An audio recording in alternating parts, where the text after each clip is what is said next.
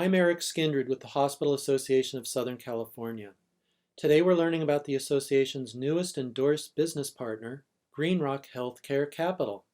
With us are GreenRock's Joe Euphrat, Managing Principal, and Mitch Creem, Principal.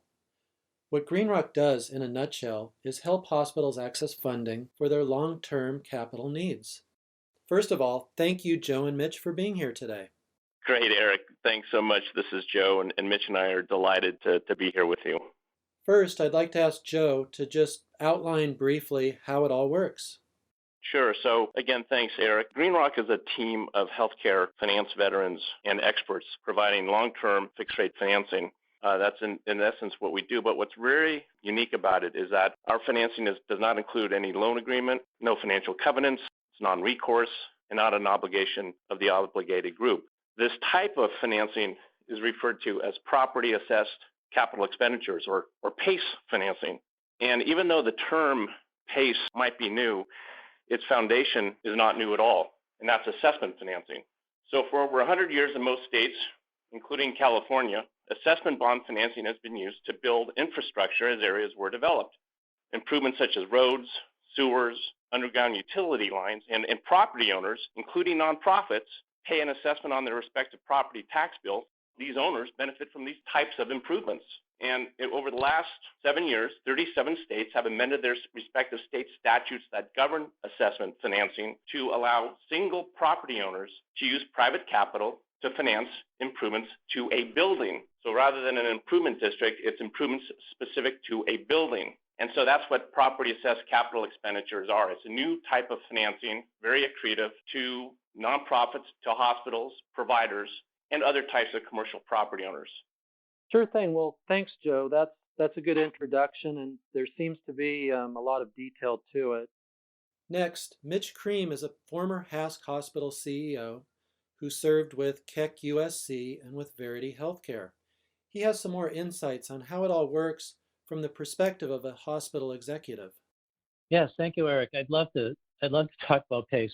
I've been in healthcare as a CFO and CEO for over 35 years, and anybody that's been in those roles can tell you that it's always a challenge meeting your annual budget and your long-term capital planning requirements. So when I first found out about PACE in 2016, I thought it was the greatest thing I'd ever seen in terms of being able to find money available to help support, the tremendous capital needs that we had in our system. But first, let me just point out that PACE is an acronym that often gets confused in healthcare. There's a Medicare PACE, which stands for Programs of All-Inclusive Care for the Elderly, which this is not.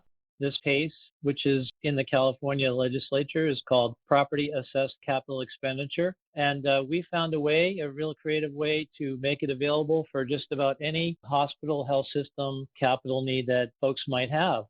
As I mentioned, that it was very difficult meeting one of the biggest challenges every year, which was the annual capital budget and funding our long-term capital needs for building renovation and expansion or modernization. Often had financial constraints from more traditional sources of capital like banks or even cash flow from operations. And because of the nature of PACE financing as a tax assessment financing, it's often not considered additional debt under covenants, and it's a great option for additional cash flow. So it sounds like this type of financing is something that is not really understood or that's something that most hospital executives are not familiar with, but that would be a welcome addition to their toolbox. Yeah, Eric, this is Joe. I definitely Sure. would agree with that. It's even away from hospitals and providers, still unknown, relatively speaking, unknown by any type of commercial property owner, simply because, as we've said earlier here, it's still kind of relatively new, even though its foundation isn't new at all, which again is assessment financing. I'm on the chair of the finance committee, and I'm on the board of a hospital in the Bay Area, and I can tell you that and I've been in healthcare for 20 some odd years prior to GreenRock, and it is an unknown item in the capital stack to the C-suite of hospitals.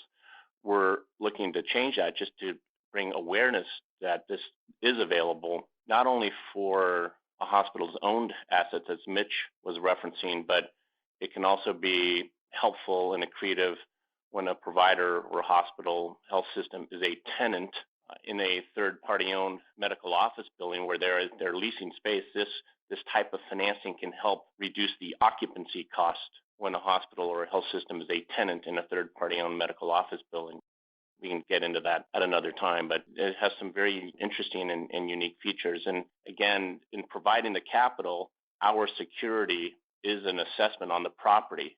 And so as such, that's why there is no loan agreement. There are no financial covenants. It's not an obligation of the obligated group. It literally is no different from any other type of an assessment on the property that sits at the property level. And this is available to nonprofits, even though nonprofits don't pay, the ad valorem, quote unquote, property tax.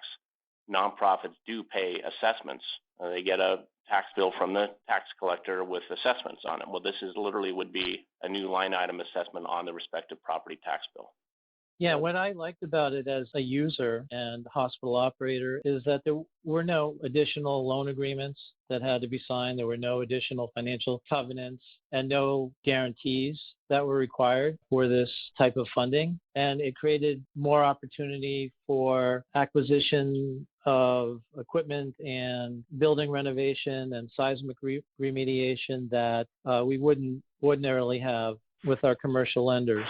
And just to clarify too, that as Mitch referenced in terms of just it's a wide variety of what we call, quote unquote, PACE eligible items. If you had to put them in kind of four big buckets of types of capital expenditures, they would be, those under the context of energy efficiency, water efficiency, renewable energy, and seismic. And when I say energy efficiency, it's really any item affixed to the property that affects the consumption of energy. HVAC, boilers, windows, roofs, on and on and on. And the same idea with regard to water efficiency. And in California, building code is fine. To use this type of capital, an owner doesn't have to go above building code. Building code is fine. And so when you look at those four kind of big buckets of capital expenditures, it touches a lot, whether it's a building upgrade, new construction, or just ongoing capital needs.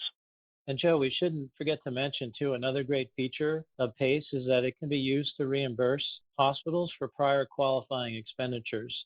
The Right. cash received through this reimbursement can be used for any working capital needs or other CapEx projects. That's a great point, Mitch.